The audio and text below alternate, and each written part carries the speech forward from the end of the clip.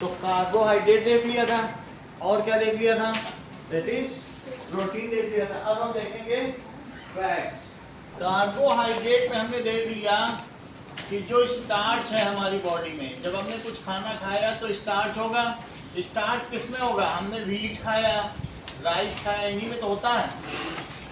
तो इसको हमारे टंग में क्या चीज पाई जाती है, सैलिवरी अमाइलेज।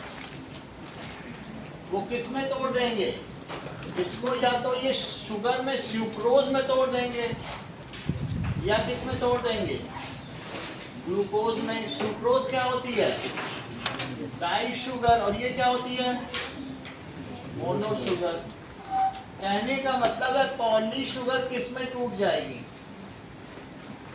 या डाई शुगर में टूट जाएगी या किस में टूट जाएगी, मोनो शुगर। यहाँ तक समझ में आ गएगा। अब अगला देखो, फैन चाहिए तो चला लो। अगला देखो, और कौन सी ऐसी चीज है जो शुगर को तोड़ती है अंकुराज, शुगर को और कौन सा ऐसा एंजाइम है जो शुगर को तोड़ देता है आगे के, बोलो तुमको बता ही दोगे। हाँ हमारे सर ने कहा था कि जो पेप्सिन होता है वो असल में स्टमक के पीछे पेप्सिनोजन के फॉर्म में स्टोर होता है। पेप्सिनोजन के फॉर्म में स्टोर होता है स्टमक में जो प्रोड्यूस होता है स्टमक पेप्सिनोजन में स्टोर होता है। और जब वो स्टमक के अंदर यूज होता है फिर वो एचसीएल के साथ मिलके पेप्सिन बन जाता है। फिर वो क्या बन जाता है, पेप्सिन। पेप्सिनोजन से पेप्सिन बन जाता है एचसीएल के साथ रिएक्ट। अच्छा ठीक है, वही कर लेंगे। ये लिखा होगा ना इसका, नहीं सर वो अपना ही पढ़ा रहे थे। अच्छा ठीक है, वो ही हम भी करा रहे हैं। अब देखो स्टार्च और किससे टूटता है, दैट इज पैंक्रियाटिक अमाइलेज से किसमें टूटेगा बताइए, it breaks down into further, यही चीज फिर आगे टूट जाएंगी। यहाँ तक कर लिया था। अगला देखो, फिर हमने देखा था प्रोटीन का क्या होता है। प्रोटीन को पेप्सिन, जो कि स्टमक में, ये कहाँ पाया जाता है, इन स्टमक, और ये कहाँ पाया जाता है, इन पैंक्रियास। ये इसको तोड़ेगा, किसमें किसमें तोड़ सकता है, ये तो डाईपेप्टाइड में भी तोड़ सकता है, और अगर जो ओलिगोपेप्टाइड को पेप्टोन भी कर सकते हैं। क्या कर सकते हैं, पेप्टोन। ये करीब 3 से लेकर 10 तक की चेन होती है, ये 2 की होती है। तो 100 की जो पूरी 100 की पूरी लिंक है वो किसमें टूट गई बोलो, या तो 2 में टूट गई। और इसके अलावा चाहे तो कहीं कहीं ऐसा भी तोड़ सकता है कि सिंपली अमीनो एसिड में ही तोड़ दो, तोड़ ही तो रहा है, इन्हीं सब में से किसी में टूटेगा। फिर इसके बाद जब ये आगे जाएगा तो पैंक्रियास है। पैंक्रियास में क्या होगा, प्रोटीन फर्दर ट्रिप्सिन इन पैंक्रियास, और फिर वो किस पर टूट जाएगा फाइनली बोलो, एमिनो एसिड। 2 चीज हम देख चुके हैं, एक कार्बोहाइड्रेट का देख चुके हैं और क्या एक देख चुके हैं, प्रोटीन। अब तीसरी चीज हम क्या देखने जा रहे हैं, दैट इज फैट्स। फैट्स देखो, फैट्स किसके किसके द्वारा मिला होता है। अब देखिए, दैट इज ग्लिसरॉल और प्लस फैटी एसिड। जब ये कंबाइन हो जाते हैं तो क्या मिलके बनता है, फैट्स। कहने का मतलब है जैसे कई बार हमारे मुंह में छाले निकल आते हैं ना, तो ये ग्लिसरीन हम लगाते हैं। ग्लिसरीन आप लोगों को मालूम है ना, क्या चीज होती है, दैट इज थोड़ा थोड़ा स्वीट भी होता है, गाढ़ा गाढ़ा सा होता है, तो वो ग्लिसरीन एक ग्लिसरॉल है। यही रखा होगा, ये ग्लिसरीन रखा, ये ग्लिसरॉल। ग्लिसरीन का दूसरा नाम पढ़ो, क्या लिखा नीचे, ग्लिसरॉल लिखा। ये थोड़ा सा विस्कस है, गाढ़ा गाढ़ा, और मुंह में लगाओ तो मीठा मीठा भी लगता है। ठीक है, इसको क्या कहेंगे, ग्लिसरॉल। ग्लिसरॉल जैसे पियर्स साबुन तुमने देखे हैं, उन सब में भी ये पड़ता है, जो ट्रांसपेरेंट सोप होते हैं, ये शेविंग क्रीम में सब बनता है। तो ग्लिसरॉल, ग्लिसरॉल क्या चीज होती है, मैं ये बता रहा हूँ फैट होता क्या। कहने का मतलब है CH2 OH, फिर CHOH, और क्या है CH2H। ये भी एक अल्कोहल है। ग्लिसरॉल जैसे हमने कहा ना अल्कोहल, अल्कोहल तुम लोग जानते हो, ये C2H5OH का इथेनॉल बताया था, ये भी ग्लिसरॉल है। अब फैटी एसिड क्या होता है? फैटी एसिड होता है कि CH3 और COOH। अभी एसिटिक एसिड पिछली क्लास में तुमको बताया था। तो तीनों में ये इसका OH निकल जाए, इसका H निकल जाए, इसका OH निकल जाए, इसका H, तो ये बन जाता है घी, फैट, घी और तेल बनता है। ये समझ आया? ग्लिसरॉल है ये। तुमने ये मालूम है श्रेया, ये एसिटिक एसिड, CH3COOH को तुम क्या कहती हो? एसिटिक एसिड या विनेगर भी कहती हो। तो ग्लिसरॉल में अगर तुम विनेगर डाल दो, घी बन जाए, यही बन जाए। इसको थोड़ा गर्म करना पड़ेगा। ये चीज है ना, खाने लायक वाला घी। हाँ वही बन जाता है, वही फैट है। ये ग्लिसरॉल है और इसमें क्या डाल दिया जाए? विनेगर। विनेगर का और कंसंट्रेटेड फॉर्म, विनेगर तो 3-4% ही एसिटिक एसिड होता है, हाँ। बाकी पानी होता है। समझ में आई? इसको क्या लिखेंगे? ग्लिसरॉल। और इसको क्या लिखा है मैंने? और देखो बना क्या, जरा इधर देखो, CH2 और फिर क्या बन गया? दैट इज CH2 लिखा और COOCH3, यही तो लिख दिया, COOCH3। लिंकिंग है इसकी, बाकी तो हम कार्बन एंड कंपाउंड में पढ़ेंगे इसको। लेकिन इतना जोड़ो, H हट गया तो क्या बचा बोलो? यहाँ से जुड़ेगा ना COOCH, ये चीज समझो। बिल्कुल उल्टा भी जोड़ सकते हो, CH2 और ऐसा ही लिख लो COOCH3। और दूसरे में भी क्या होगा बोलो? COOCH3। और तीसरे में भी क्या होगा? COOCH3। कहने का मतलब है फैट बन गया। ये चीज आपको याद नहीं करनी है, लेकिन फिर भी जब मैं कहूँ कि फैट किस में टूटेगा तो तुमको याद होना चाहिए। ये चौथे चैप्टर में वहां पढ़ेंगे, लेकिन अभी के लिए तो तुमको याद होना चाहिए किस में टूटेगा। दैट इज फैटी एसिड और ग्लिसरॉल। जब हमारी बॉडी में तुम फैट खाते हो तो किस में टूट जाएगा? एक तो ग्लिसरॉल में टूटेगा और एक किस में टूटेगा? Fatty acid. ठीक है, क्योंकि डाइजेशन पढ़ने जा रहे हैं ना। So in our body fat breaks down. किस में टूटेगा? In our body fat breaks down into, किस में टूट जाएगा बताइए? Fatty acid and glycerol. और इसको कौन तोड़ता है?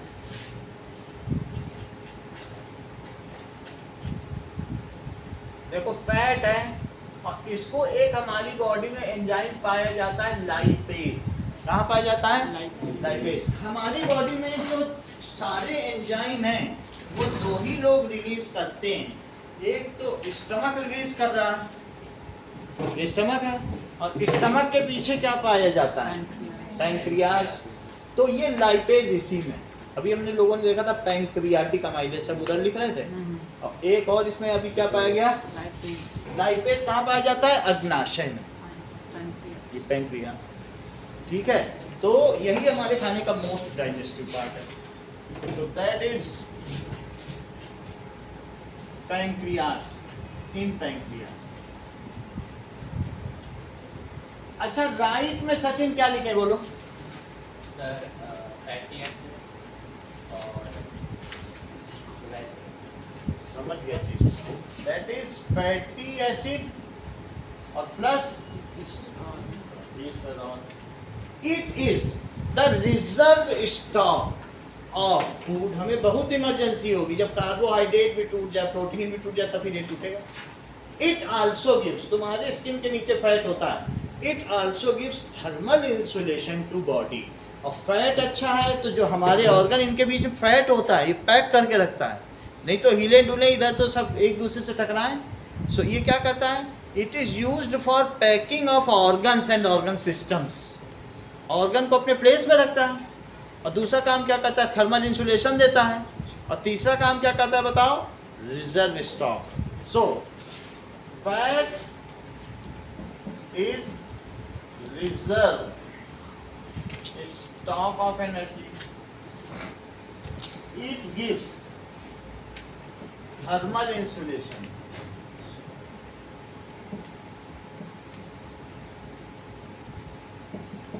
Through body. कभी आपने देखा है जहाँ मीट कट रहा हो, मीट कटते समय वहां पर वाइट वाइट भी निकलता, पूरा फैट है, कहीं कहीं रेड होगा, मीट कटेगा तो रेड और वाइट दोनों रहते हैं, जितना वाइट पोर्शन है दैट इज फैट। बात समझ आई कि नहीं?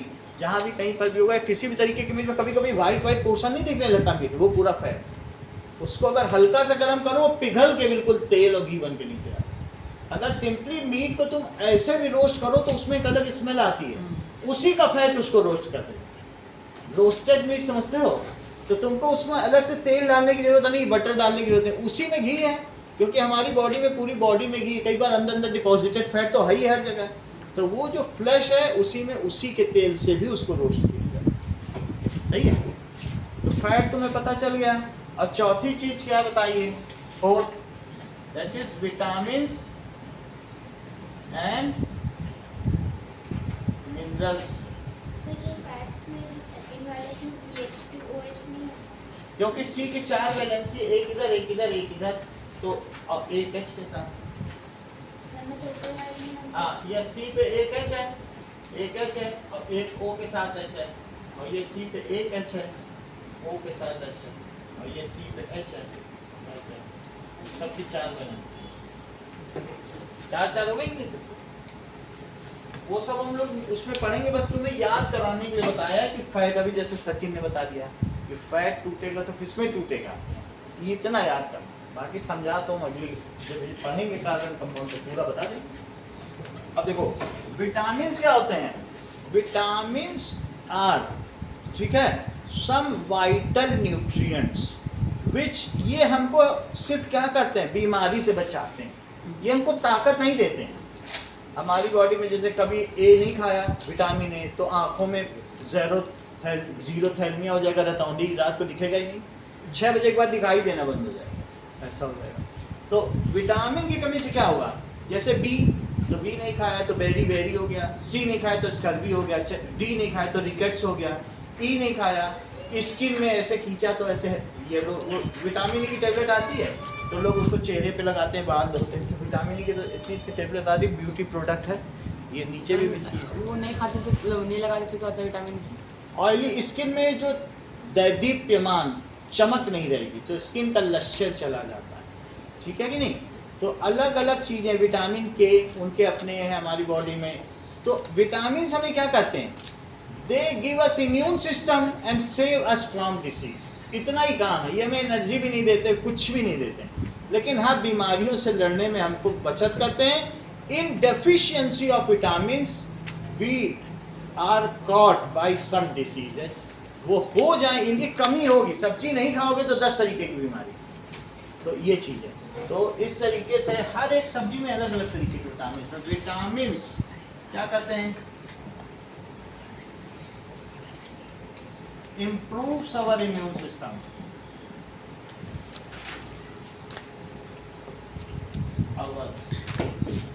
पहले साइंटिस्ट को इसके बारे में ज़्यादा पता नहीं था, इसी लोग कहते थे अरे ये भी अमीनो एसिड है, उन्होंने कहा ये वाइटल अमीन्स हैं, फिर बाद में पता चला नहीं ये तो अमीनो एसिड नहीं है, फिर भी इसका नाम बदला नहीं गया, इसका सिर्फ ई हटा के एस लिख दिया, नहीं तो पहले वाइटामिन में NES रहता था, बोले फिर चलो कुछ नहीं करेंगे एस लिख दिया, क्योंकि फिर जनता ने जो एक बार सीख लिया तो उसको हटाना मुश्किल होता है ना, जनता विटामिन बोलती रही, तो पहले इसे अमीनो एसिड या वाइटल अमीन माना जाता है। वाइटल इसलिए क्योंकि इसकी कमी से बीमारी हो जाती थी, फिर बाद में देखा अरे इसमें तो अमीन ना अमोनिया है ना COOH है, फिर उनको गलती का एहसास हुआ। फिर भी विटामिन क्या हैं इनके बारे में हम आगे अगली क्लासेस में भी पढ़ेंगे। दे improve our immune system and save us from diseases, improve our immune system and save us from disease। इसी तरीके से इसके एग्जाम्पल क्या है? Vitamin A, B, C, D, E और K, यही है। इनकी अलग अलग बीमारियां आप छोटे क्लासेस में भी पढ़ चुके हो। अच्छा, इसके अलावा मिनरल्स भी है हमारी बॉडी में, minerals like sodium, potassium, calcium, copper, ये सारे मिनरल्स कहे जाते हैं। फॉस्फेट आयन हड्डी बनाने के लिए, तो इनको क्या कहते हैं? मिनरल्स। आयरन भी चाहिए हीमोग्लोबिन बनाने के लिए, ये सारी चीज़ें चाहिए, ठीक है कि नहीं? तो ये सभी चीज़ें क्या कहलाती हैं? That is calcium ion, copper ion, iron ion. It is also necessary for our good is for our health. जब हम एंडोक्राइन सिस्टम पढ़ेंगे इन आयंस की वहाँ जरूरत पड़ेगी. बहुत सारी हमारी बॉडी में एड्रेनलिन ग्लैंड है, तो क्या है, जैसा हम लोगों ने छोटी क्लासेस में 8th में पढ़ा था कि नहीं, बहुत सारी ग्लैंड सिस्टम है. हाइपोथैलेमस है तो पिट्यूटरी ग्लैंड है, ऐसा पढ़ा हुआ है. तो वो अलग अलग तरीके के एंजाइम निकालती हैं, वहाँ पे इन सब की जरूरत पड़ेगी. एक चैप्टर कंट्रोल एंड कोऑर्डिनेशन आएगा, वहाँ देख लेंगे. चलिए अभी हम देखते हैं न्यूट्रिशन इन ह्यूमन बीइंग.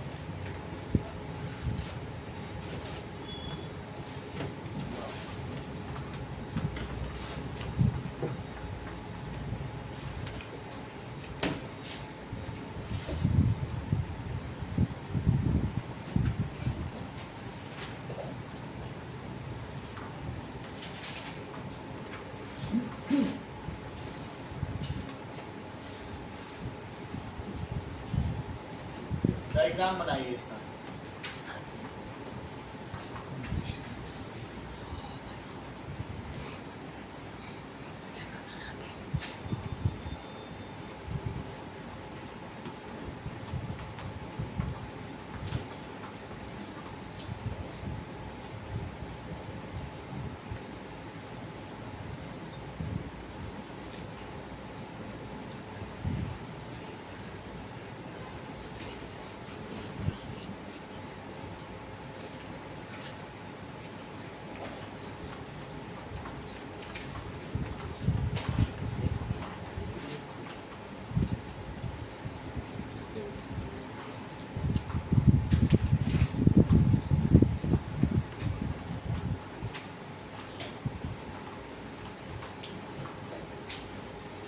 ये जो चीज है ऊपर की चीज,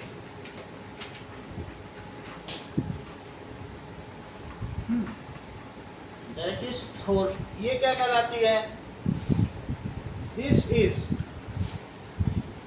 थोरैक्स कैविटी और ये एब्डोमिनल कैविटी. ठीक है, ये हमारा जहाँ पर रेस्पिरेटरी सिस्टम है, और इसके बीच में क्या है? डायफ्राम. डायफ्राम हमारे ऊपर की जो थोरासिक कैविटी है और एब्डोमिनल कैविटी को अलग अलग करता है. ठीक है, जरा चेक करें डायफ्राम कैसे इसको अलग अलग करता है. ऐसा देखो कि जो हमारा डाइजेस्टिव सिस्टम है, इसमें ऊपर का सिस्टम क्या है? ऊपर ये जो लंग्स हैं, और लंग्स के नीचे क्या है? That is lungs. अगर हटा दिया जाए तो इसके अंदर हार्ट भी है कि नहीं? ये देखो, लंग्स अगर हम हटा दें तो इसके नीचे क्या है? ये डायफ्राम. This is diaphragm. फिर इसको आप निकाल के बाद में देख लीजिएगा, ये डायफ्राम, ये देख रहे हो, ये पूरा कौन सा है? एब्डोमिनल कैविटी, और ऊपर थोरासिक कैविटी जो रेस्पिरेटरी सिस्टम है, और नीचे क्या है बताइए? एब्डोमेन, जिसको पेट भी कहा जाता है, इसको कहते हैं एब्डोमिनल कैविटी. और ये बीच में आप रबर जैसा देख रहे हो, ये क्या है? ये डायफ्राम. ये तुम्हारी बुक में बना हुआ है डायफ्राम. देखो कहाँ बना, देखा? ये देखो, ये डायफ्राम, ये थोरासिक कैविटी, ये थोरैक्स है. गर्दन को क्या कहते हैं?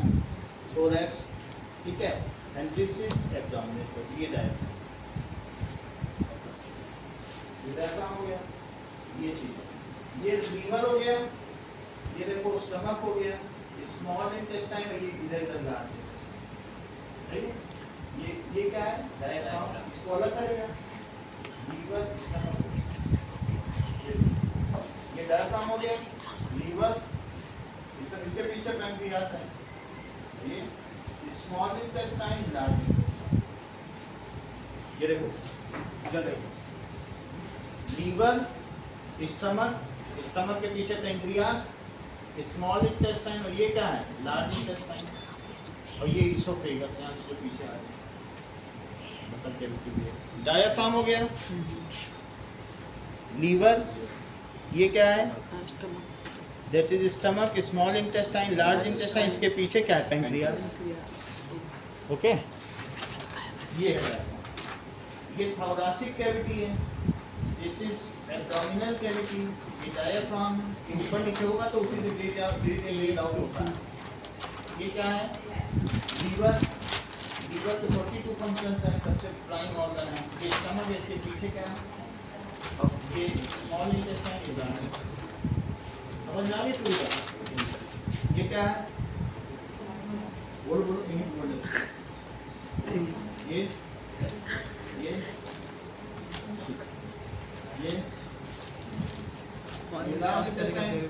इसके पीछे क्या है ये है थोरासिक कैविटी, एब्डोमिनल कैविटी, और ये है सही।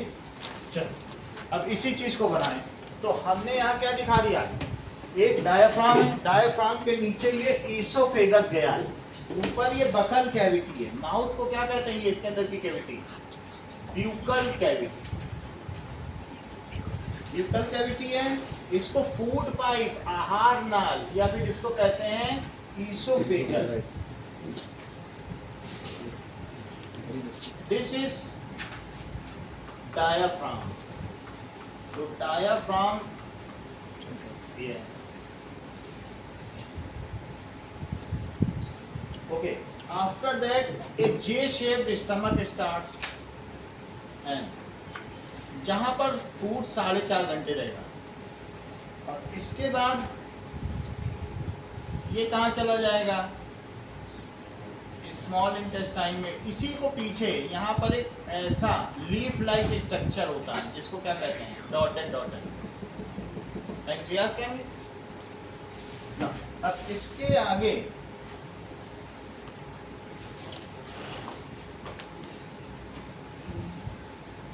कॉइल स्ट्रक्चर शुरू हो जाता है।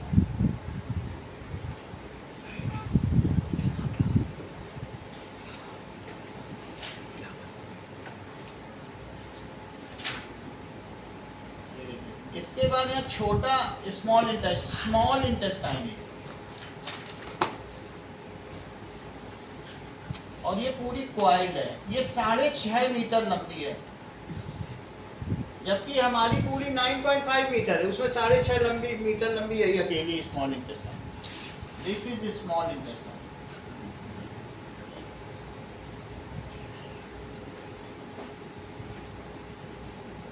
और ये इसमें मिल जाती है बाद में। स्मॉल इंटेस्टाइन किसमें मिल गई बोलो, लार्ज इंटेस्टाइन में। फिर लार्ज इंटेस्टाइन में रहने के बाद फिर जो वेस्टेज है, वेस्टेज यहाँ थोड़ी देर के लिए रेक्टम में रहता है अंटिल इट इज डेफिकेटेड। तो ये small intestine, small intestine. This is J-shaped stomach. This is pancreas. यहाँ पर इसी जगह पर लीवर रहेगा, ये ब्राउन कलर का लीवर है इसी में, ठीक है। तो ब्राउन कलर के लीवर में एक गॉल ब्लैडर है, वहां से भी कुछ चीज इसी में आएगी। देखो ना, अब देखिए लीवर आप वहां भी देख सकते हैं। तो ये चीज ब्राउन कलर की है। ब्राउन कलर के लीवर में ग्रीन कलर का, देखो उसमें है गॉल ब्लैडर, तो उसमें डक्ट है। डक्ट का मतलब होता है छेद। उस ये ग्रीन कलर का बना हुआ है, और इसमें से इसको कहते हैं गॉल ब्लैडर। इसे क्या कहते हैं? इसमें से ये जो ये पैंक्रियास है, ये क्या चीज है? ये देखो, ये लीवर है। ये जिस लीवर की हम बात करें ये यही लीवर है। इससे फिर क्या होगा, ये गॉल ब्लैडर फिर इसी में मिल गया, सही है। इसकी पोजीशन आप ऐसे भी देख सकते हैं कि यहाँ पर दिखाई गई है, तो इसमें भी ये बात दिखाई गई, ये गॉल ब्लैडर और ये लीवर से, ये स्टमक से होता हुआ ये इसमें चला जाएगा, स्मॉल इंटेस्टाइन में जाएगा। ओके, अब देखो ये जो पैंक्रियास है ये किस कलर का होगा, this is of yellow colour, इतनी बात ना। अब इसकी पूरी सिस्टम समझे क्या है, इसमें दो चीज और है, ये थोरासिक कैविटी है, इसे क्या कहेंगे, थोरासिक कैविटी,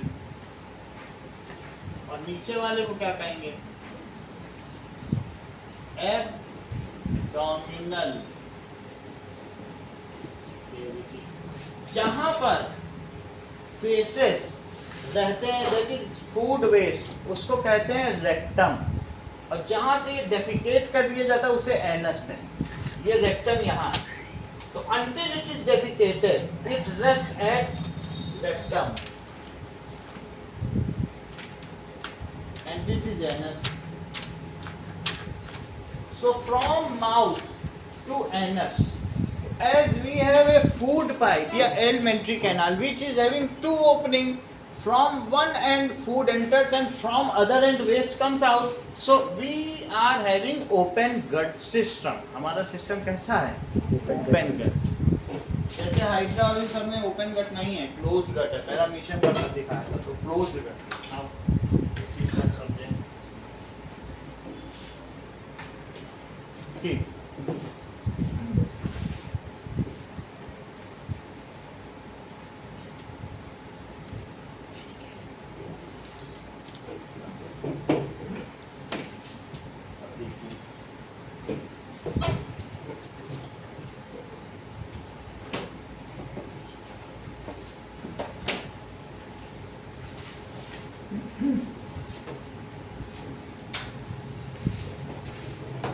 देखो, न्यूट्रिशन इन ह्यूमन बीइंग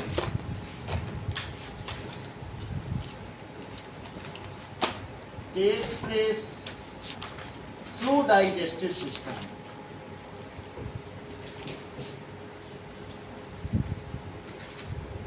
हमारे पास एक वेल डेवलप्ड डाइजेस्टिव सिस्टम है, उसी से सारा न्यूट्रिशन हो रहा है।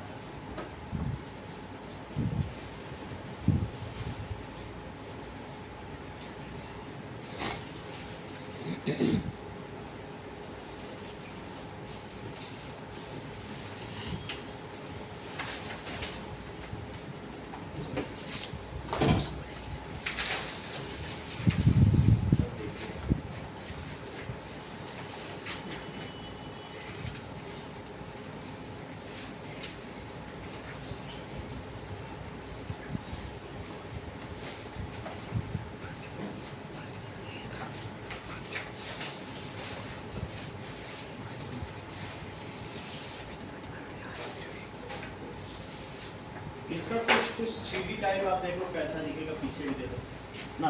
It takes place through digestive system, it consist of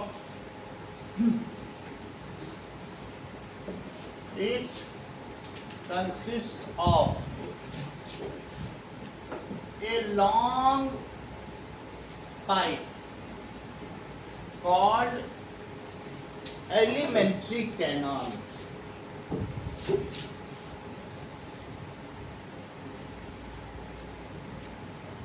एक पूरी एलिमेंट्री कैनाल जिसको आहार नाल कहते हैं, ऑफ 9.5 मीटर लॉन्ग।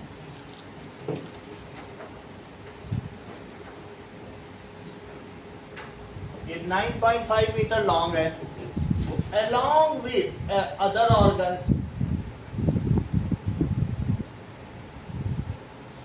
कौन कौन से ऑर्गन्स हैं? as buccal cavity, okay, now mouth, mouth का ही दूसरा नाम प्यूपल के,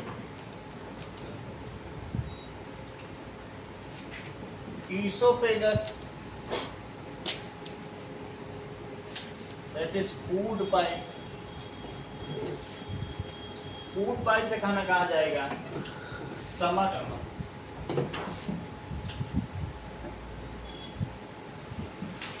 लीवर भी इसी का पार्ट है, लीवर, पैंक्रियास, पैंक्रियास के बाद small intestine, large intestine, rectum and, अब ये देखो, ये अपेंडिक्स है, ये एक वेस्टिजियल ऑर्गन है, पहले इस्तेमाल होता था अब बंद नहीं होगा। अपेंडिक्स। अगर किसी के में क्या होता है, खाना इसी में रह जाता है तो फिर ये सड़ जाता है, फिर इसको काट के निकालना पड़ता है, फिर अपेंडिक्स का ऑपरेशन। तो इसलिए अब देखें, ऐसा ये एक एक्स्ट्रा पार्ट है। तो मान लीजिए जो एक्टिव लाइफ, जिसकी एक्टिव लाइफ स्टाइल है तो खाना रोटेट होता रहेगा, और जो थोड़ा सुस्त टाइप है तो खाना चला जाएगा, वहाँ सड़ता रहेगा, फिर वो चेहरे से ही पता चलता जाएगा, वो सोने लगेगा, उसका चेहरे की कांति खत्म हो जाती है, खाना वहाँ सड़ता रहता है, उसकी पूरा डाइजेस्टिव सिस्टम को ही वो खराब कर देता है, तो वो अल्टीमेटली उसे काट के निकालता है, दर्द भी करता है। सही है। अब जरा देखो, now we will see the digestion in human being. तो सबसे पहले क्या होता है, 9 मीटर लॉन्ग ट्यूब लिखी गई है, और जिसमें से इसका लिख लो 9 मीटर, बुक में 9 मीटर लिखी है। अब देखो, ingestion, so we pick up food and take it in our mouth.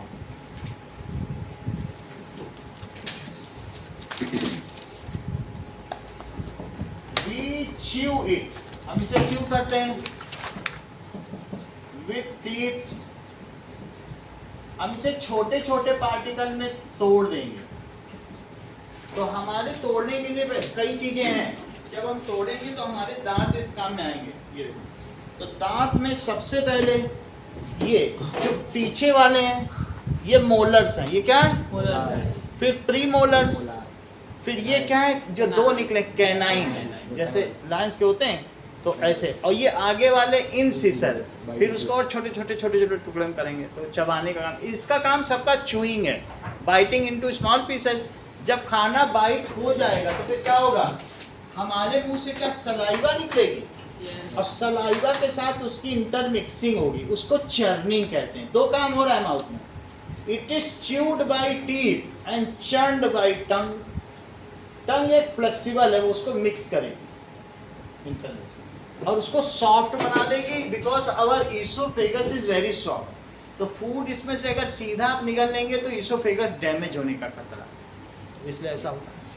तो it is we chew it with teeth, it intermixes with, ये किससे मिक्स होगा बोलो, inter mixes with saliva.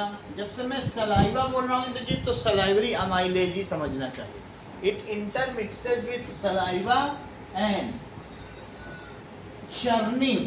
Churning का क्या मतलब होता है, इंटरमिक्सिंग, सेम चीज है, इंटरमिक्सिंग और चर्निंग एक ही चीज है। इज डन बाय टंग। इतनी बात तो तुम्हें समझ में आ गई, ठीक है। इट इज, आगे देखो, अब इंजेक्शन हो गया, अब डाइजेशन देखिए।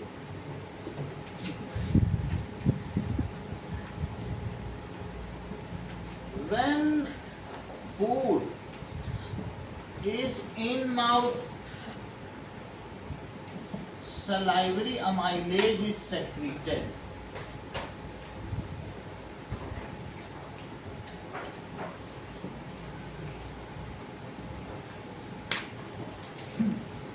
ठीक है। कई हमारे by salivary glands present through out the mouth, ये नहीं है, इनर चीक लाइनिंग्स में भी ग्लैंड है। अंदर पूरे से सलाइवा निकलता है, तुम क्या समझते हो सिर्फ जीभ से निकलता है? पूरे मुंह में ही वो ग्लैंड्स है। तो ऐसे हमने पीछे भी दिखाया था कि ऐसे जीभ में क्या होता है कि ग्लैंड्स होती हैं ऐसे ऐसे।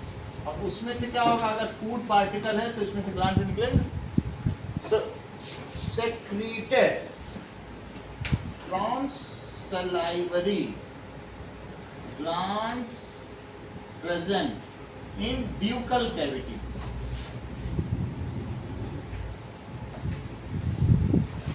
These are, ये बेसिक इन नेचर है। बेसिक का क्या मतलब समझते हो? एक होता है NaOH और एक होता है HCl।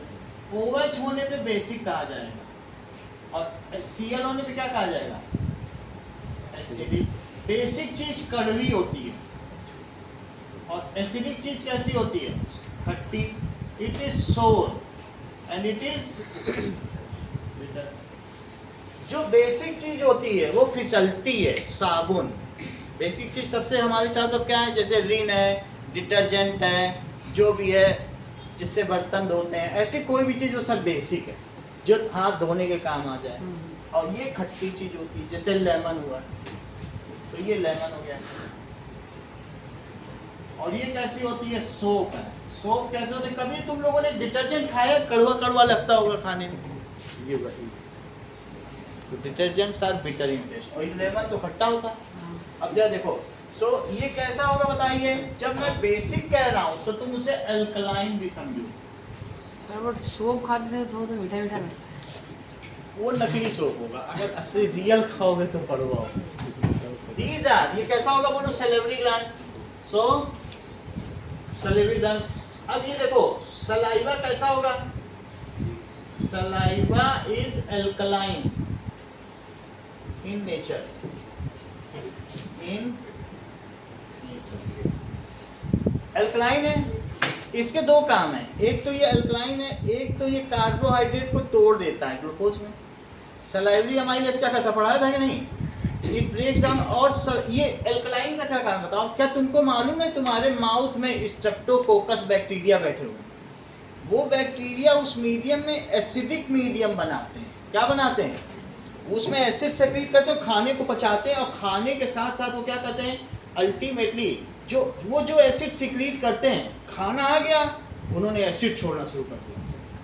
हम लोगों का होलोजोइक न्यूट्रिशन है, लेकिन उनका एक्सोजोइक है, बाहर न्यूट्रिशन का। उनके अंदर कोई सिस्टम ही नहीं है, बाहर ही पचा के खा रहे हैं। बोलो, हम लोग तो अंदर लेके खा रहे हैं। जो वो एसिड सेक्रीट करेंगे उससे क्या होगा बोलो? तुमने मुंह में खाना खाया, तुम्हारे खाना खाने से पहले सबसे पहले बैक्टीरिया की चांदी हो गई। उनका खाना आ गया, मजे हो गए, उसने सेक्रीट करने शुरू कर दिया, मुंह में पूरी तरफ एसिड हो गया। अगर तुम्हारे इसने सलाइवरी अमाइलेज ने सलाइवा ना निकाला होता, वो तुम्हारे दांत का ऊपर का सब इनेमल भी निकल गया होता, पीले दांत हो जाए। सलाइवरी अमाइलेज क्या करता है? कुछ लोग ऐसे होते हैं कि वो थूकते रहते बिना मतलब में अपने सलाइवरी अमाइलेज कितना प्रेशस है, और उससे उनकी चेहरे की भी कांति जाती है, और साथ में खाने को भी कुछ डाइजेस्ट भी नहीं होगा, डाइजेशन सिस्टम को ही खराब कर रहा है। तो वो सलाइवरी अमाइलेज है, मुँह के सलाइवा का थूकना नहीं है, ठीक है कि नहीं? सलाइवरी अमाइलेज का क्या काम है? दो काम बताए। When Streptococcus bacteria release acid, they counter it. बोलो H को OH काउंटर करता है, and saves our upper coating of teeth, that is called enamel. Enamel हट जाए तो पीछे पीला पीला बचे, जिनके पीले दांत हैं, तो that means they are spitting their saliva now and then frequently. बोलो बात समझ आ गई? तो सलाइवा क्या करता है? इस alkaline in nature, it saves our hard coating of teeth from acid secreted by bacteria. बोलो सही है? It saves our hard coating of teeth. तो किससे बचाते हैं? जिसे एनामिल भी कहा जाता है। Saves our hard coating of teeth या outer coating of teeth from acid secreted by bacteria present in mouth. इसके बारे में हमारे पास एक डेंटल कैरीज है, आगे आए, उसमें मैं डिटेल में पढ़ेंगे लास्ट में डाइजेशन के बाद। प्रेजेंट इन माउथ अब चलो, ये बात हो गया, इसने आपको बचा लिया। और यही सैलरी हमारे और क्या करेगा, दो काम पूछे जाते हैं। एक तो इसने हमारे दांतों को बचाया। इट ऑल्सो, ये क्या खाने को क्या देता है, फिसलने लायक बनाता है। It makes food slippery so that it can easily pass through oesophagus. It, और तीसरा काम क्या करेगा बोलो, बताओ। स्लिपरी सो दैट, चर्निंग तो हो ही रही है टंग से, so that it easily pass through oesophagus. तीसरा काम क्या है अदिति? सर अगर हमारे माउथ के अंदर एसिडिक मीडियम होगा तो वो तो हो गया, एसिडिक मीडियम को काउंटर करता है, स्लिपरी बनाता। और तीसरा, सर हम ऐसे लिख सकते हैं कि क्योंकि हम लोग अपने मुंह में एसिडिक मीडियम यूज सकते हैं क्योंकि फिर हमारा मुंह में जाएगा। एसिडिक मीडियम नहीं है हमारे मुंह में। हमारे मुंह में जो बैक्टीरिया है वो खाने, बैक्टीरिया सबके मुंह में, तो वो बैक्टीरिया एसिड से ठीक करते हैं क्योंकि हम कार्बोहाइड्रेट खा रहे हैं। तो फिर क्या होता है, उस एसिड से हमारे दांत गल जाते हैं। एसिड कैल्शियम से रिएक्ट करता है कि नहीं?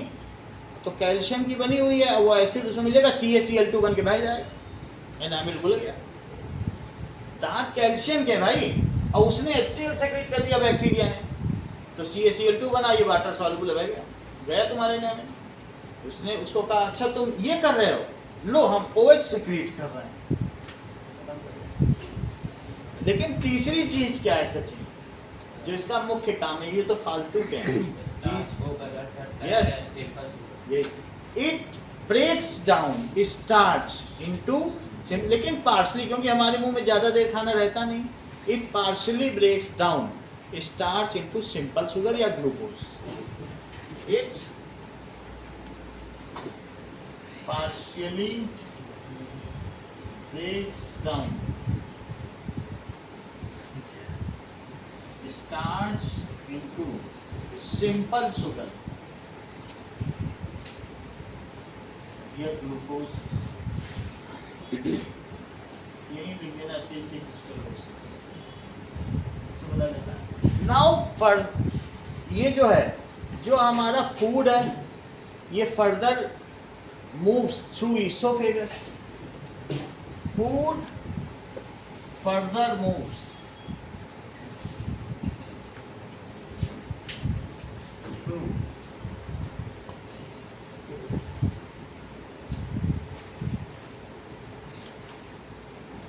इसोफेगस में हमेशा एक पेरिस्टैल्टिक मूवमेंट होता रहता है।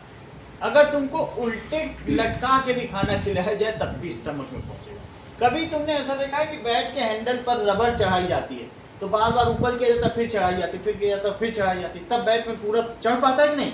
तो इसी तरीके से जो हमारा इसोफेगस है ना, एक कन्वर्शन और डायलेशन होते रहते हैं, ऊपर से नीचे एक मूवमेंट होता रहता है, और वो खाने को आगे बढ़ा करके, अभी वीडियो देखेंगे, पेरिस्टैल्टिक मूवमेंट है, दैट इज डायलेशन, फिर कन्वर्शन, फिर डायलेशन, फिर कन्वर्शन, ऐसे मूवमेंट होते हैं। तो वो उस खाने को किधर बढ़ा देते हैं? It moves the food unidirectional from buccal cavity to stomach. सही है? तो अब खाना आगे बढ़ा, सेलेब्री अमाइलेज ने अपना काम किया, खाना आगे बढ़ा, उसने इस कार्बोहाइड्रेट को तोड़ दिया, स्टार्च को तोड़ दिया। अब आगे देखो ना, इन इसोफेगस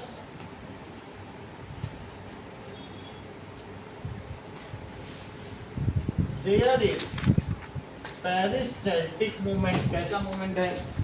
जो कि कंटिन्यूअस होते रहते हैं। ठीक है, इसकी स्पेलिंग देखो, PE है कि PA है? PE ना, PE, okay. Now that is peristaltic movement. Peristaltic movement takes place. It is a kind of expansion and contraction. Kind of expansion and contraction which ensures unidirectional movement of food up to stomach. Now,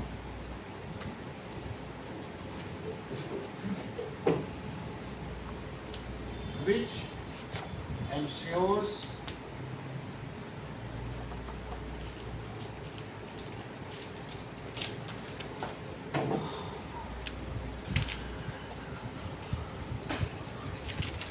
अब खाना stomach में पहुंच गया, ये सब digestion ही चल रहा है, सबसे बड़ा पार्ट इसका डाइजेशन ही है। सबको हम तो डाइजेशन को ही है उसकी तो फुल मार्क्स है। आगे का काम देखो।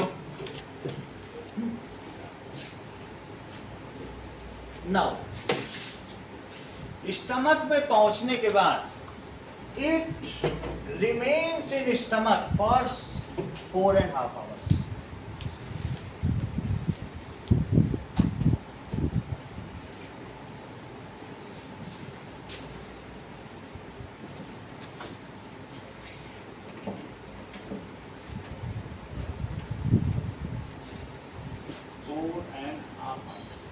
Stomach is a J-shaped organ, इस तरीके से, ठीक है। और stomach has a line of protective line of mucus. तो इसकी इनर लाइनिंग किसकी बनी है? म्यूकस। और इसमें इट हैज वेरियस ग्लैंड्स, तो इसमें से जूसेस निकलेंगे। और साथ ही साथ स्टमक से बैठा नहीं रहता, उसका ऐसे ऐसे मूवमेंट होता रहता है, अंदर ही अंदर ऐसे ऐसे मूवमेंट होता रहता है। खाने की मिक्सिंग नहीं होती, जैसे तुम किसी बैग में कुछ चीजें डाल दो, बैग को बाहर से हिलाओ तो अंदर की चीज पूरी मिक्स होती रहेगी। So it is continuously having movement. अब देखो वो सब वीडियो में देखेंगे। इन सब में क्या क्या प्रेजेंट है बोलो? इसमें डाइल्यूट HCl होगा, पानी मिला हुआ एक्वियस, और साथ में इन्हीं सब में पेप्सिन। और क्या होगा? इसकी इनर लाइनिंग किसकी बनी है? म्यूकस की। सो inner lining of stomach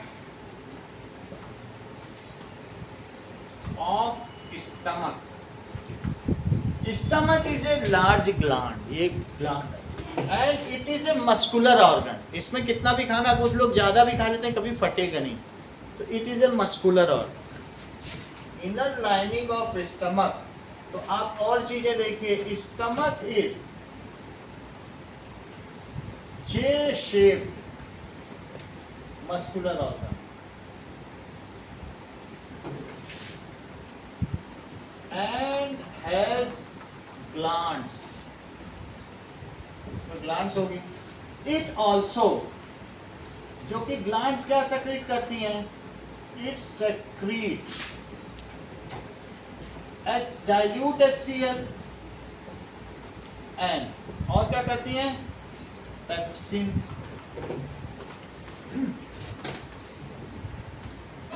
dilute HCl क्या करेगा? Dilute HCl kills bacteria present in food. Food में जो भी बैक्टीरिया है, कैसे भी फूड, या तुम्हारे स्ट्रेप्टोकोकस ही अंदर चले जाए, बाहर से खा लिया, वो भी कुछ भी जा सकते हैं, उनको कौन किल करेगा? डाइल्यूट HCl किल कर देता है। और क्या करेगा बताओ? And provides acidic medium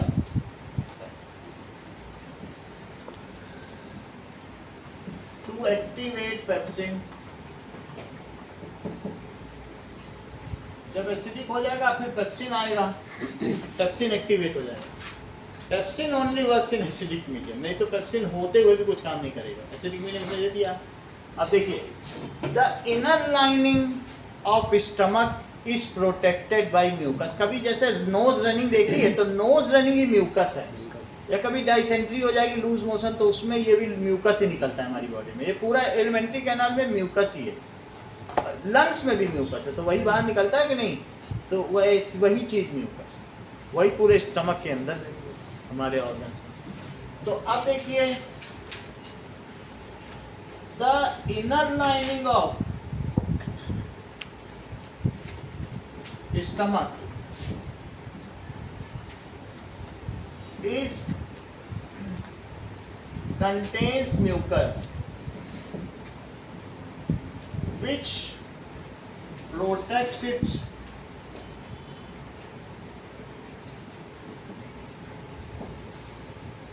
stomach, वो स्टमक को क्या करेगा, प्रोटेक्ट करेगा फ्रॉम HCl, HCl से प्रोटेक्ट करेगा, सही है। अब ये देखिए कई बार एसिड जो होता है, एसिड तो डाइल्यूट HCl भी बहुत डेंजरस है लेकिन वो उसको करता है। लेकिन कई बार हम खुद ऐसा करते हैं कि अचार खाएंगे, बहुत सारा नींबू खाएंगे तो ये इनर लाइनिंग धीरे धीरे डिप्लीट होती चली जाएगी। आजकल तुम बहुत ऐड देख रहे हो, इनो का ऐड, वो क्या कहते हैं इडियोपैथिक लाइफ स्टाइल, यानी इम्प्रॉपर जो फूड हैबिट्स है उसकी वजह से हम ज़्यादा खट्टा अचार और मसाले खाने की वजह से ये अगर ये डिप्लीट हो गई तो HCl तो सेक्रीट होगा। इतनी तेज जलन होती है स्टमक में कि it is so burning sensation, उस चीज़ को कहते हैं स्टमक अल्सर।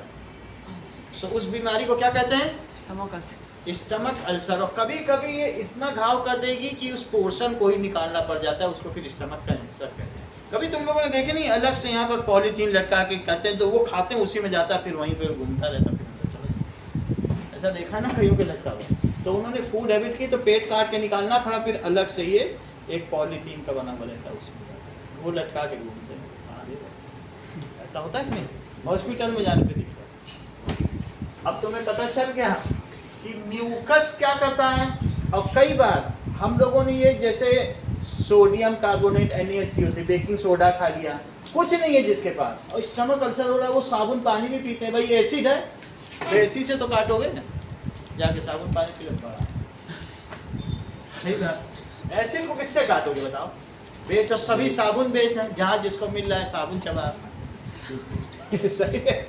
स्टमक अल्सर के लिए इनो भी वही चीज़ है, बुलबुले देती है। अब आपने देख लिया HCl के दो काम तुम्हें समझ में आ गए, कौन कौन सा है। एक तो बोलो स्नेहा,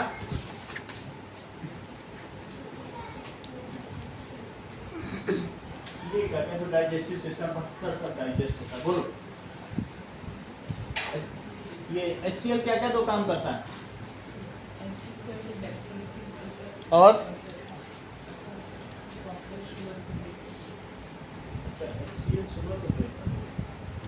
वो कुछ शुगर को नहीं ब्रेक करेगा, वो मीडियम देगा जिससे पेप्सिन काम कर सके, कुछ नहीं करेगा, सिर्फ एक तो बैक्टीरिया किल करेगा और इसको पूरा एसिडिक बना देगा, फिर पेप्सिन एसिडिक मीडियम में काम करेगा, सही है। सलाइवरी अमाइलेज क्या तीन काम करता है,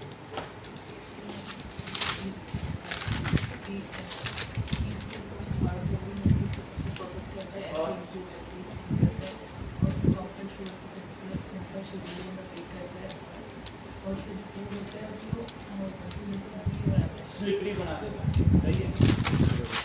ईसोफेगस में एक मूवमेंट होता है, उसे क्या कहते हैं, सिर्फ आ ही रही हो, हाँ बोलो क्या कहते हैं उसे, बोलो।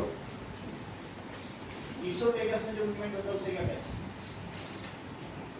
Peristaltic movement, that is called peristaltic movement. जितना डाइजेशन सिस्टम अभी पढ़ाया गया है इतना सुना हुआ देखिए। When food is taken in, it goes to the body cavity, the esophagus, where the peristaltic movement is shown. पहले बकल कैविटी की बात करो, अभी पेरिस्टैल्टिक की नहीं बात। We find saliva in the buccal cavity. Saliva does three things. Firstly, it is alkaline in nature, so it neutralizes with the acidic bacteria that acts in our mouth. Second, it makes Acid secreted by bacteria, ठीक acid है, secreted by bacteria. and protect our harder pore of feed. Second, it makes the food slippery so that it can pass ahead. And saliva also brings some starch into glucose, and then it goes to esophagus when it shows peristaltic movement, and then it goes to stomach. Peristaltic movement ensures unidirectional transfer of food from buccal cavity to stomach. The stomach stomach is a J-shaped organ. It has three glands, pepsin, HCl, and mucus. Mucus protects the inner linings of the stomach. 3 glands नहीं, वो तो पूरा glandular है. So it releases 3 things. It releases ये 3 चीज release करेगा. Mucus भी release करता है, और क्या रिलीज करेगा? mucus, HCl, dilute HCl, और pepsin. So mucus protects the inner linings of the stomach. HCl is used. Dilute HCl is useful for making for killing the bacteria and making the medium acidic, so that pepsin can act on it, and pepsin is used for breaking down proteins into amino acids. इतना ही रखे. तो इतनी बात हो गई. Contains mucus which protects inner lining. अब आगे देखो. नाउ सर मुझे वो अल्कलाइन वाला समझ नहीं आया. वो बोलो. अल्कलाइन मतलब बेसिक बेसिक. जो बेसिक है, बेस और एल्कलाइन है, OH को एल्कलाइन कहते हैं. तो जो हमने सबसे पहले खाना खाया, सलाइवा निकली, ये बेसिक है. इसका काम क्या है? जो मुंह के बैक्टीरिया ने एसिड निकाला उसको कट कर दिया. नहीं तो उस एसिड से हमारे दांत का कैल्शियम घुल के CaCl2 बन के बह जाता. तो उसने उस एसिड को किल किया. तो it counter the acid secreted. दूसरा काम, फूड को स्लिपरी बनाया. तीसरा काम क्या किया? स्टार्च को तोड़ा, खाना आगे गया पेरिस्टाल्टिक मूवमेंट से. खाना आगे जाने के बाद स्टमक पे पहुंचा. स्टमक में बहुत सारी ग्लैंड, ये पूरा master gland. So it secrete 3 things. क्या क्या चीज सेक्रेट करा? Mucus, HCl. HCl बैक्टीरिया को किल कर दिया. दूसरा काम क्या किया? बता ही नहीं रहे, पूरा क्लास बता देगी, तब भी नहीं बताओगी. हाँ बोलो. एसिडिक मीडियम जो बताया जा रहा है उसको सीखो ना. HCl बैक्टीरिया को किल किया और पेप्सिन को एक्टिवेट किया. ये एसिडिक है, एसिडिक मीडियम चाहिए, तो it activates pepsin to work. ठीक है. तो हाइड्रोक्लोरिक एसिड क्या देता है? ये अम्लीय माध्यम देता है जिससे कि पेप्सिन नामक प्रोटीन क्रियान्वित हो सके. हिंदी में ठीक है, इसी रहेगा तो कोई बात नहीं. इतनी बात हो गई. और म्यूकस हमारे जो स्टमक है उसकी इनर लाइनिंग को प्रोटेक्ट कर रहा है, क्योंकि म्यूकस खुद ही अल्कलाइन है. ये बेसिक है, एसिडिक है, तो उल्टा होगा तभी तो काट पाएगा. तो म्यूकस इनर लाइनिंग को प्रोटेक्ट कर लिया. अब आएगा काम किसका? पेप्सिन का. तो इसने प्रोटेक्ट कर लिया. नाउ पेप्सिन क्या करेगा? नाउ पेप्सिन क्या है? Is a kind of protein. ये बायो एंजाइम है. अभी तक जो था वो एक सलाइवरी अमाइलेज बायो एंजाइम मिला था. सर बायो एंजाइम क्या मतलब? बायो एंजाइम का मतलब है ये कोई ऑर्गेनिक सब्सटेंस है, ये इनऑर्गेनिक है, इसमें कुछ कार्बन तो है नहीं. ऐसे प्रोटीन 3 तरीके के होते हैं. एक प्रोटीन स्ट्रक्चरल होते हैं, एक प्रोटीन हार्मोनल होते हैं जो हमें डायरेक्शनल ग्रोथ देते हैं जैसे टेस्टोस्टेरोन, एस्ट्रोजन, प्रोजेस्टेरोन. एक होते हैं एंजाइम. तो मैं कह रहा हूँ ये एंजाइम तो ये हमें ग्रोथ नहीं दे रहा है. हमारे अंदर की जो एक्टिविटी बायोकेमिकल रिएक्शंस हो रही है उनको बस करवा रहा है. तो जो हमारे बॉडी के अंदर बायोकेमिकल रिएक्शन को करवाए आशीष, उसे क्या कहते हैं? अब इतने पीछे बैठते हो तुम पकड़ ही नहीं पाते, इधर उधर देख रहे हो. जब भी देखो इधर उधर देखते हो. हाँ, उसे क्या कहते हैं? वैसे ही बता रहे. ठीक है. सो नाउ पेप्सिन, ये जो कि क्या है? विच इज बायो एंजाइम. ये क्या है? Bio enzyme. बायो एंजाइम है. आपको पहले भी बताया, पहले भी जो प्रोटीन है वो कितने तरीके के होते हैं? 3 टाइप्स. एक स्ट्रक्चरल, हार्मोनल, एंजाइम. क्योंकि हमारी बॉडी में ये एंजाइम है. वैसे तो एंजाइम क्या है कि हम लोग और भी बहुत सारे मसाले भी एंजाइम में डाइजेशन के लिए लेते हैं, लेकिन जो हमारी बॉडी में तो बायो एंजाइम है and it is a kind of protein. Bio enzyme क्या होते हैं बताओ? काइंड ऑफ प्रोटीन विच क्या करेगा बताओ? Breaks down. ये खुद क्या करेगा? पेप्सिन प्रोटीन खुद भी है लेकिन तोड़ेगा जो बाहर से आने वाले दाल के प्रोटीन को. समझो इस बात को, ये खुद एक प्रोटीन है. अच्छा तुम बताओ, तुमने दाल खाई, प्रोटीन है उसमें? क्या वही प्रोटीन तुम अपनी बॉडी के लिए यूज कर सकते हो? प्लांट प्रोटीन बताइए. करना पड़ेगा. प्लांट में जो प्रोटीन है, प्लांट तो खड़ा रहता है, क्या तुम भी खड़े रहना चाहते हो? क्या उसी प्लांट प्रोटीन से काम चला लोगे? तो इसलिए उसको पहले अमीनो एसिड में तोड़ो, नए प्रोटीन बनाओ, ठीक है। इसको कहते हैं कैटाबोलिज्म। तोड़ने को क्या कहते हैं? कैटाबोलिज्म। और उससे नया एनिमल प्रोटीन एनाबोलिज्म, और दोनों को कैटाबोलिज्म और मिलाने को एनाबोलिज्म। तो catabolism plus anabolism is metabolism. तो हमारी बॉडी में जो भी ऑक्सीडो रिडक्टेज रिएक्शंस होती हैं, ऑक्सीडेशन एंड रिडक्शन रिएक्शन, टूटना और फिर नई चीज बनना, उसी को मेटाबॉलिज्म कहता है। समझ आएंगे? वो तभी देख लेंगे, सही है, इतनी बात समझ आएंगे। तो हमने क्या लिखा? Now pepsin which is bio enzyme, ये क्या करेगा? It breaks down plant protein. तुम खा रहे हो सकता है तुम एनिमल प्रोटीन खा रहे हो सकता है मीट खाने वाले, तो एनिमल प्रोटीन को भी तोड़ेगा और अपने हिसाब से बनाए। मीट भी तो खाते हैं लोग। तो हम ये नहीं लिख रहे हैं कि ये किस प्रोटीन को तोड़ेगा, जो भी तुम खाओ। हम लोग तो होलोजोइक हैं और ओमनीवोरस, कुछ भी खाएंगे। So which is by that it breaks down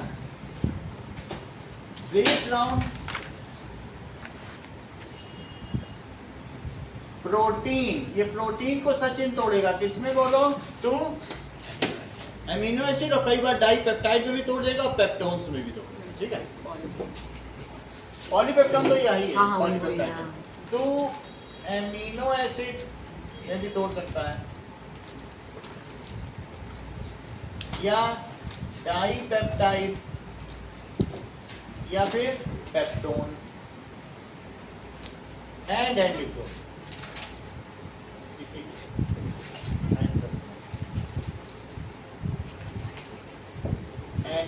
यहाँ तोड़ लिया। यहाँ तक स्टमक तक जाते जाते अभी आशीष बताओ क्या क्या चीजें डाइजेस्ट हुई हैं? फैट डाइजेस्ट हुआ है कि प्रोटीन डाइजेस्ट हुआ है कि कार्बोहाइड्रेट? अभी तक नूर बताओ। कार्बोहाइड्रेट और प्रोटीन भी हुआ है, क्योंकि प्रोटीन टूट गया ना, पेप्सिन ने काम कर दिया और प्रोटीन टूट गया। यहाँ तक खाना आ गया, किसमें तक आ गया? यहाँ तक आ गया। तो यहाँ से यहाँ पर तीन चीजें थी। अब आगे देखो, नाउ फूड जो इसके आगे मूव करेगा तो सिंपली नहीं गिर जाएगा। अब now further the controlled movement takes place. ये देखो, ये जो जे शेप है, इसके आगे यहाँ पर एक स्फिंक्टर मसल है। स्फिंक्टर मसल का मतलब है जब ये चाहेगा, इस तरीके की मसल होती है, जब ये ओपन होगी तभी फूड आगे गिरेगा। ये स्फिंक्टर मसल हम लोग के एनएस में भी है, जब वो ओपन होती है तभी हम लोग डेफिकेट कर पाते हैं। ये स्फिंक्टर मसल हम लोगों के यूरिनेशन के लिए भी होती है। ऐसे नहीं कि हम चलते जा रहे हैं यूरिन बहती जा रही है, ऐसा नहीं होता है। तो वो चीज़ क्या है? स्फिंक्टर मसल क्या करती है? It is muscular in nature. When mind gives order then only defecation takes place. बहुत बात समझ आ गई? तो इसी तरीके से ये नहीं खाना गया वो सीधा इंटेस्टाइन में चला गया कि अब एब्जॉर्ब हो चाहे ना, थोड़ा थोड़ा डालेगा। कितना कितना डालेगा? पूरा नहीं डालेगा। तो it now movement from stomach to small intestine is regulated by sphincter muscle. इस चीज से समझ आएगा? देखो, movement of food from stomach to, कहां से कहां तक? Stomach to small intestine is regulated by sphincter muscle. Sphincter muscle अभी वीडियो में भी देखेंगे। हमारे इन्वेंट्री कैनाल में दो स्फिंक्टर मसल है, एक यहाँ पे और एक एनस में। Sphincter muscle. अब आगे देखो, थोड़ा थोड़ा गिरेगा। अच्छा, स्टमक के बाद, स्टमक पे अभी नूर ने आप लोगों को क्या बताया कि भाई यहाँ पर दो काम हुए हैं। एक तो टंग में ही कार्बोहाइड्रेट बदल गया था ग्लूकोज में, स्टार्च बदल गया था कि नहीं? वहाँ स्टार्च ग्लूकोज बदला। और बोलो स्टमक में क्या हुआ? प्रोटीन। बैक्टीरिया को तो मारने बनाने वाली अलग बात है, मुख्य काम क्या हुआ बताओ? प्रोटीन टूटा है, अमीनो एसिड। आगे क्या होगा? इसी के आगे अभी किस में जाने वाला है बताओ? दैट इज, इसी में पीछे क्या निकला हुआ है? That is pancreas. तो पैंक्रियास के बारे में समझे। इसके यहाँ पे क्या है? लीवर। तो लीवर भी है, और ये चीज इसके पीछे देखो, हम पैंक्रियास देख रहे हैं, स्टमक के पीछे है, तो थोड़ा पीछे दिखाया है। इसमें एक गॉल ब्लैडर है, और उसमें एक आगे बाइल डक्ट है। डक्ट यानी छेद, जिसमें से बाइल जूस निकले, उसे बाइल। इसका नाम क्या बताया? Gall bladder. गॉल ब्लैडर में कौन सा जूस है? इसमें जो भरा हुआ है जूस का नाम है बाइल जूस। बाइल जूस कुछ नहीं है, साबुन का पानी भरा हुआ। ये बिल्कुल कभी तुमको उल्टी हुई है ग्रीन कलर की, येलो कलर की, जब पेट में ना वो निकले, ये बाइल जूस ही निकलता है, और इतना कड़वा कड़वा लगता है, लगेगा जैसे साबुन निकल रहा है, कुछ ना हो और निकलता हो। तो ऐसी ही बाइल जूस है, और ग्रीन कलर का, येलो कलर का। उस समय जो सलाइवा हमारे मुंह में बनता है ना, है? उस समय सलाइवा। अब ये देखो, ये चीज है, तो ये भी यहाँ जा रहा है, आगे का काम देखो। अब फैट की बारी है। प्रोटीन तो डाइजेस्ट हो गया ना, नाउ फैट में कभी भी तेल में तुमने साबुन पानी हिलाया है? नहीं रहा। तेल लो, थोड़ा साबुन का डिटर्जेंट डाल के लाओ, तो तेल छोटे छोटे गोल गोल टुकड़ों में बच जाएगा। तेल और साबुन का पानी हो, या थोड़ा सा तेल लो, साबुन पानी लो, तो एक साथ नहीं रहेगा, तेल तैरेगा, पूरे में हो जाएगा। इसको कहते हैं इमल्सिफिकेशन। दूध एक इमल्सन है। तुमको मालूम है दूध में घी बहुत होता है, लेकिन पूरे में घी फैला है, पूरे दूध में ही घी है। कैसे? इमल्सिफिकेशन का मतलब है when two immiscible things are mixed together, ये कोलाइडल सॉल्यूशन होता है। इममिसिबल, मिल ना रहे हो, लेकिन किसी तरीके से मिला दिया जाए। तो बताओ, हमारे पेट में हमने घी तेल तो बहुत खाया, ऐसे तो तैरता रहेगा, यहाँ पेट ही में तैरेगा, उसको कौन इमल्सिफाई करेगा? मतलब वो चीज पानी में मिल जानी चाहिए ना। पानी में तेल मिलता तो है नहीं, साबुन डालो, कौन साबुन डालेगा? Bile juice. तो bile juice comes from bile duct. It is yellowish green alkaline liquid. कैसा लिक्विड है? साबुनी पानी है। विच मिक्सेस, कहाँ पे चला गया बोलो? दैट इज, अभी आपको यहाँ क्या दिखाया? ये इंटेस्टाइन दिखाया, देख लो। इंटेस्टाइन ऐसे होती है, ये स्मॉल इंटेस्टाइन की बात कर रहा हूँ। स्मॉल इंटेस्टाइन में ये डुओडीनम है, और ये क्या है बोलो? जेज्यूनम। और ये चीज क्या है सबसे नीचे? इलियम। और ये पूरी लेंथ स्मॉल इंटेस्टाइन की कितनी है? 9 मीटर में तो 6.5 मीटर, वहां से लेके वहां की लेंथ 6.5 मीटर। और स्मॉल, अब पूरी तो और भी लंबी खोल के रखो तो देखेंगे अभी हम इसकी। तो बात समझ में आ गई? अब ये सब चीजें कहाँ गिर रही बताओ? मेरा कहने का मतलब है बाइल जूस, जो बाइल डक्ट है, वो यहीं पे तो गिरा रहा है, डुओडीनम में। और पैंक्रियास भी अपने सारे जूसेस को कहाँ लुढ़का रहा है? डुओडीनम में, अपर पार्ट ऑफ स्मॉल इंटेस्टाइन। ये सब स्मॉल इंटेस्टाइन में मिला। ये वहाँ आगे का काम होगा, बहुत है, 6.5 मीटर तो बहुत है, वहाँ बहुत कुछ हो जाएगा। आगे की बात देखिए। Now stomach to small intestine, ये हो गया। अब देखिए, गॉल ब्लैडर इज प्रेजेंट। कहाँ प्रेजेंट है बोलो? Gall bladder is present in liver which secrete, क्या सेक्रेट करेगा? Bile juice. बाइल जूस क्या है? It is yellowish green. ये तुमको समझ में आया? हमको राजकीय एल्कली और बेसिक एक ही चीज होती है। यस सर, समझ आ गया। येलोइश ग्रीन एल्कलाइन लिक्विड, रिपीटर टेस्ट होगा तो एल्कलाइन होता है। और वो क्या काम करेगा? पलक बोलो, साबुन का पानी डाल दो तेल में तो क्या होगा? एल्कली का मतलब साबुन है, तो क्या करेगा? तो बता देगा, ठीक है। विच breaks down large globules or oil into small globules, large, ठीक है, ये oil into small globules and emulsifies the fat। Fat को उसने इमल्सन में बदल दिया, बोलो पानी में घुलो। so it breaks down fat into, मतलब छोटे छोटे पीस किए, वैसे केमिकल ब्रेक डाउन नहीं है, बस तोड़ा है। into small globules which are water soluble. Water soluble. So it emulsifies. जैसे दूध होता है ना इमल्सन, पूरा घी दूध में पूरे में रहता है, emulsifies fat.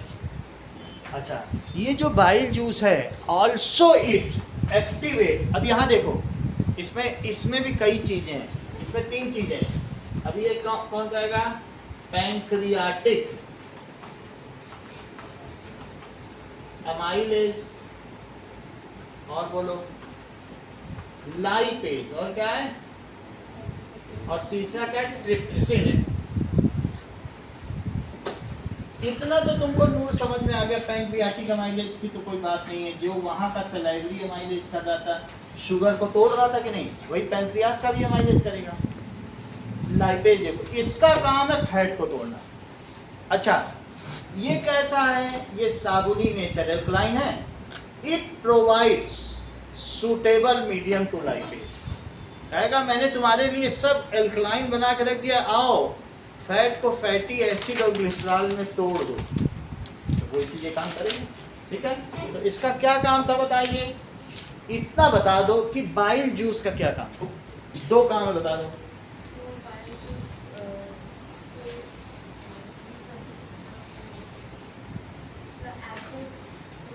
हमको पता नहीं चल रहा, बोलो. सर जो बाइल जूस पहले पैनक्रियास निकलता है और वो ये बहुत बड़ी बात है. इन्होंने कहा बाइल जूस पैंक्रियास से निकलता है. अभी तक हम लोग ये सोच रहे थे लीवर से निकलता है. यहाँ भी एक थोड़ा सा कंट्रास्ट आया. सिचुएशन बहुत इंटरेस्टिंग बन रही है. हाँ आगे, ये कहानी बहुत इंटरेस्टिंग होगी. आगे बताओ. बाइल जूस सर, तो फिर वो जो स्टमक में जो ऑयल होता है ना, हाँ. उस मतलब बाइल जूस एक तरह से अल्कलाइन होता है नेचर में, हाँ, सो उसको वो मिक्स हो जाता है. 2 बार बोलो उसने. यहाँ क्या करता है बाइल जूस? ये तो अल्कलाइन है.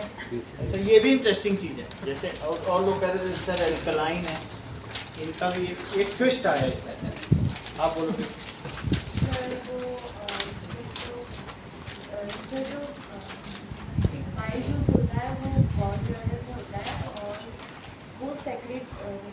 बाइल डक्ट से निकलता है. कहाँ से निकलता है? It comes out from bile duct. ठीक है, तो ऐसा हमने लिखा नहीं, क्या लिखा नहीं ना, लिख लेना. It comes out. इस चीज को क्या कहते हैं? जहाँ से निकलेगा क्या कहेंगे? Bile. It comes out from bile duct कहेंगे, लिख देना. आगे बताओ. सचिन बताओ. सर अभी फिर से आ रहा है. लार्ज ग्लोब्यूल्स को स्मॉल ग्लोब्यूल्स में कन्वर्ट करेगा और इमल्सिफाई करेगा फैट्स और लिपिड. और साथ में ये एक्टिवेट करेगा लाइपेज को, कि आओ हमने छोटे छोटे कर दिए, लार्ज सरफेस एरिया हो गया है. अब तुमको ज़्यादा काम नहीं, बड़े तेल को नहीं तोड़ा जा सकता ना, छोटे छोटे हो जाए. छोटे छोटे पार्टिकल में ज़्यादा सरफेस एरिया की एक साथ होता है, छोटे छोटे. So it provides large surface area and also suitable medium for lipase to act on it fat पर. अब आगे की बात देखो. इनकी तो तुमको बात पता चल गई कि क्या चीज़ होगी, बताइए. विच आर वाटर इमल्सिफाई हो गया. इसमें साबुन है जिसने हमारे खाने में उपस्थित घी को मिला करके पूरा सॉल्युबल बना दिया. छोटे छोटे जो तैर रहे हैं, जैसे दूध में तैरते हैं ना तेल घी, तो इसने, ये साबुन है जिसने हमारे घी को ऐसे हिलाकर अल्टीमेटली पूरे वाटर में इमल्सिफाई कर, इतना काम किया. It gives large surface area to fat molecules and also provides suitable medium for lipase to act on it and break down it into fatty acid and glycerol. तो अब अगला काम शुरू होगा. हाँ, तोड़ दिया पानी में सॉल्युबल. इमल्सन का क्या मतलब होता है कि two immiscible liquid when are intermixed और वो कोलाइड बना दे, उसको इमल्सिफिकेशन. मेरा कहने का मतलब जैसे ऑयल प्लस वाटर को इमल्सन कहा गया था. नहीं, तो वाटर सॉल्युबल नहीं कह सकते कि वाटर में सस्पेंडेड है. ऑयल प्लस वाटर को मिलाओ तो क्या कहलाएंगे? इमल्शन. अब देखिए,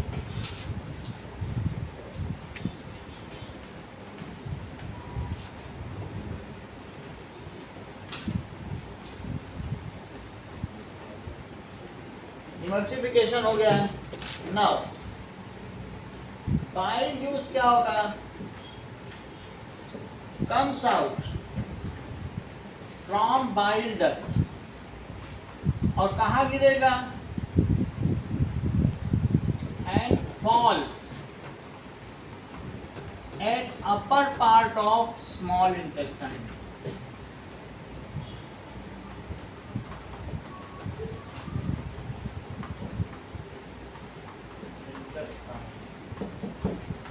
स्मॉल इंटेस्टाइन क्या है,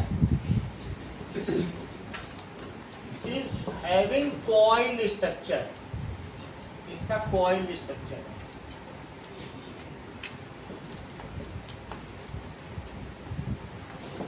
ठीक है, its upper part is called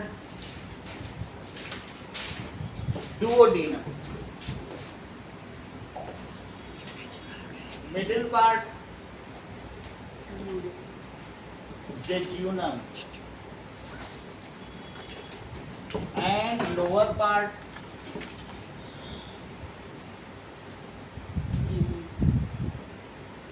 ileum।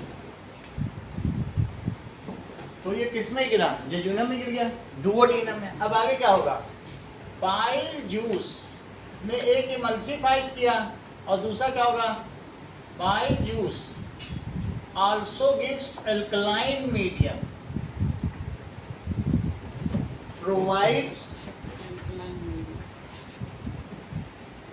alkaline medium। जितना समझ पा रही हो पलक समझो, फिर मैं इसको समराइज करूंगा तो तुम्हें पूरा समझ में आएगा। सही है, alkaline medium for lipase to act on it। अब हम लाइपेज की बात करें, लाइपेज की बात करने के लिए हमें पैंक्रियास की बात करनी पड़ेगी। There is yellow dotted, dotted colour का है, yellow dotted organ present behind stomach, जिसको कि क्या कहेंगे, अग्नाशय। This is called pancreas. Pancreas क्या क्या सेक्रीट करता है, it has leaf like structure, leaf like structure, और इसके सेक्रीशंस कहाँ गिरते हैं, एंड इट सेक्रीट्स, तीन चीज करता है, pancreatic amylase, trypsin and lipase. वो कहाँ पर गिरते हैं सचिन, विच फॉल्स, इसके सेक्रीशंस ये है ना, ये डिओडीनम में गिरेंगे कि जेजुनम में गिरेंगे कि इलियम में, हाँ सब कुछ यही गिरेगा। वो यहाँ पर बाइल जूस आ रहा है और यहाँ पर ये पैंक्रियास का आ रहा है, ये सब यहीं गिरेंगे। So, which falls in upper part of intestine, that is duodenum। अब क्या होगा, तो अभी तक मीडियम मिल चुका है, इमल्सिफिकेशन हो चुका है। अब लाइपेज क्या करेगा बोलो, थोड़ा बताओगे तो हमें पता चलता है, समझ में आ रहा है। तुम इधर उधर के जवाब बोलो, पता नहीं चलता।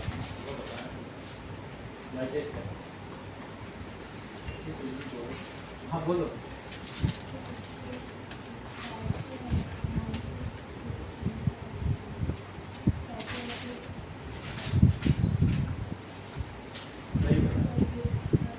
इतना चले, फैटी एसिड और ग्लिसरॉल, मतलब तुम समझ रहे, यही है मिर्ची ना। हमारा पढ़ाने का तभी फायदा है जब तुम समझो, नहीं समझ पाओ तो चाहे मैं कितना इंग्लिश लिख दूँ उसका कोई फायदा है। हमारा मतलब है ना समझ में आए तो पूछो, कम्युनिकेट नहीं तो फायदा क्या। इतनी बात तो तुम्हें समझ में आ गई। देखो अब जो फैट इमल्सिफाई हो चुका है, मीडियम एल्कलाइन हो चुका है, अब ये लाइपेज काम करेगा। इसमें क्या चीज़ निकली, तीन चीज़ थी, वो लाइपेज तोड़ देगा। ये बहुत अच्छा बता नहीं, वो लाइपेज किसको तोड़ेगा, फैट को प्रोटीन भी टूट चुका है, प्रोटीन को पीछे पेप्सिन ने तोड़ा है। जब तुम खाना खा रहे थे तो कार्बोहाइड्रेट यानी स्टार्च भी टूट चुका है। अब फैट की भी तो बारी है। फैट किस में टूटता है? Glycerol and fatty acid. Now lipase act on emulsified fat. इसे कैसे लिखोगी अदिति? Emulsified fat. अब इसका नाम emulsified fat which has large surface area. Emulsified fat है, lipase act on emulsified fat has large surface area.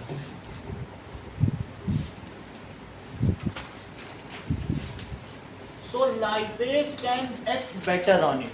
तेजी से काम कर पाएगा ना? So lipase can act better on it. It breaks down जैसा स्नेहा तिवारी ने बताया। किसमें तोड़ेगा? बोलो Sneha Tiwari. Fatty acid or glycerin. सही है, ग्लिसरीन भी बोल सकती है, वैसे ग्लिसरॉल बोलना चाहिए। हम लोग कॉमन इसे ग्लिसरीन बोलते हैं, वैसे ग्लिसरॉल, ठीक है। It breaks down fat into fatty acid and glycerol. और कौन कौन सी चीजें बताई हमने? बताया येलो है, इसमें कई चीजें निकलती हैं, ये सब नाम लिखा है, देख लो। एक तो पैंक्रियाटिक अमाइलेज है, लाइपेज का काम तो तुमने देख लिया। अभी ट्रिप्सिन का काम बताओ सचिन, ट्रिप्सिन क्या करेगा?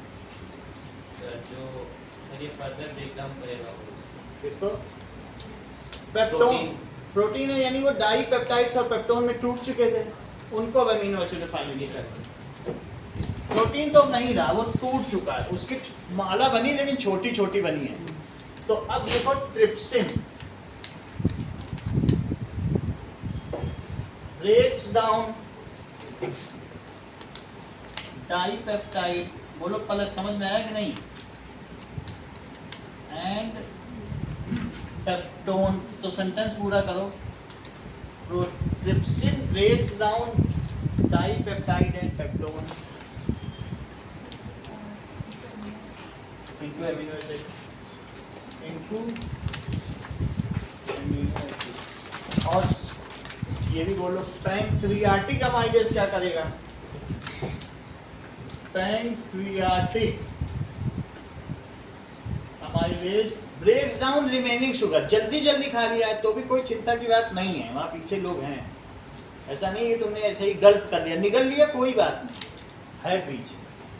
तो इट ब्रेक्स डाउन क्या करेगा? That is remaining starch into glucose. थोड़ा तो वहां भी होगा, थोड़ा आगे हो जाए, सलाइवा तो मिक्स ही हुआ होगा और फिर 4.5 घंटे तक रही है चीजें। तो remaining starch into.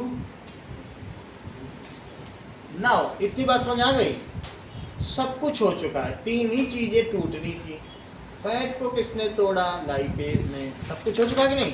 Now food is completely broken down, टूट चुका, ठीक है। Now food is completely broken down and is ready for absorption। ये जितनी चीजें हम लोगों ने लिखी इसको वीडियो से समझे।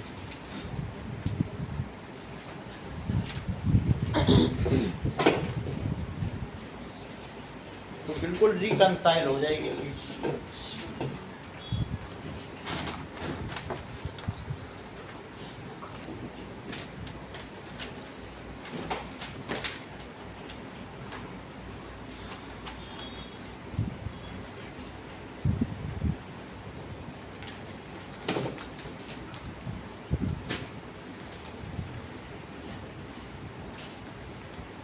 Digestion in human beings have an active studio. Digestion in human beings have an active studio. जैसे चाय पी के दूसरा ज़्यादा रखी जाती है, इस तरीके का मस्कुलर है, और फिर इसके बाद इसके अंदर सब ग्लैंड्स होंगे, ये पेनक्रियास सही है, इस तरीके का ऐसा वो ये पेनक्रियास लीव का स्टमक हो गया,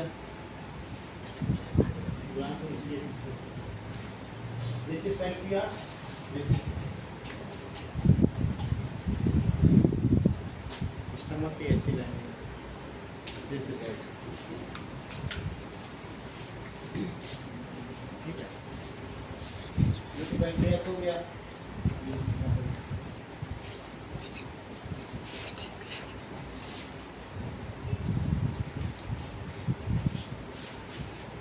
stomach का ऐसे, ये भी चर्निंग करता है, घूमता रहता है, ठीक है। अब देखो, अब आगे खाना पहुंचा तो क्या हुआ कि तो सेलुलोज है, ग्रास इज सेलुलोज।